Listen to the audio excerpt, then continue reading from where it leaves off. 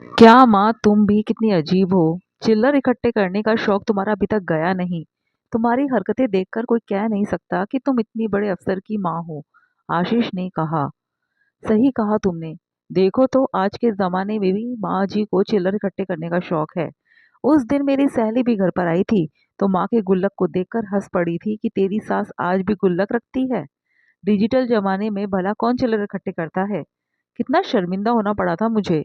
आशीष की बात पर सहमति जताते हुए उसकी पत्नी मेघा बोली। हाँ माँ, ऐसी हरकतें मत किया करो। कितना शर्मिंदा होना पड़ता है हमें। और भगवान के लिए किसी के सामने अपना पर्स मत खोला करो। वो मुड़े हुए 5, 10, 20 रुपए के जो नोट दिखते हैं ना, बड़ी शर्मिंदगी होती है हमें। आशीष हाथ जोड़ते हुए बोला।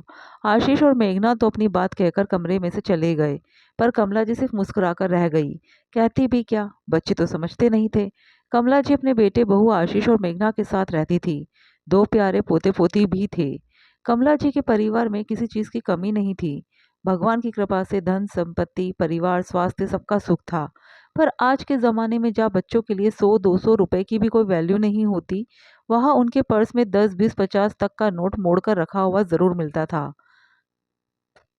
यहाँ तक कि जो भी 1 या 2 रुपए के सिक्के उनके पास होते थे, उन्हें वो एक मिट्टी के गुल्लक में डाल देती थी। आज के ज़माने में उन्होंने अपने पास मिट्टी का गुल्लक तक रख रखा था। चिल्लर की खनक से ही उनका दिल खुश हो जाता था और चेहरे पर एक अलग ही खुशी आ जाती थी। उनकी इस आदत के कारण घर में हर कोई उनका मजाक बना देता था। घर में ही क्या, आस पड़ोस हो या आशीष और मेघना के दोस्त, किसी को भी अगर पता चलता तो वो लोग हंसते। पर कमला जी को इस बात से फर्क नहीं पड़ता था। पर बच्चे थे कि चिढ़ जाते थे। आज कितने दिनों बाद मेघना के भाई भाभी उससे मिलने आए थे और उनके साथ उनके बच्चे भी आए थे। बच्चे अभी अपनी दादी के कमरे में खेल रहे थे, तभी अचानक कुछ गिरने की आवाज आई। सब दौड़कर गए तो देखा गुल्लक टूटा पड़ा था।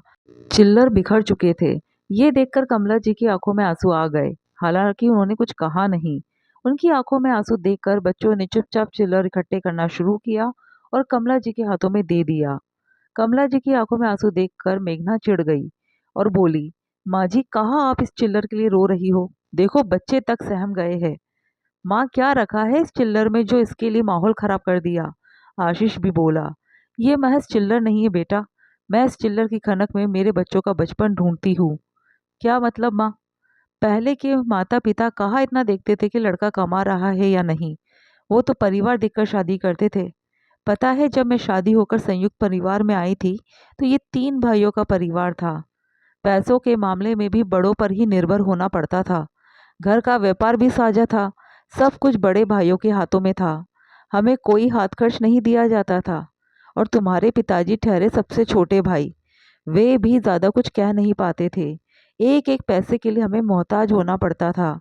यहाँ तक कि मैं अपने मायके भी जाती थी तो भी मेरे हाथ में पैसे नहीं दिए जाते थे।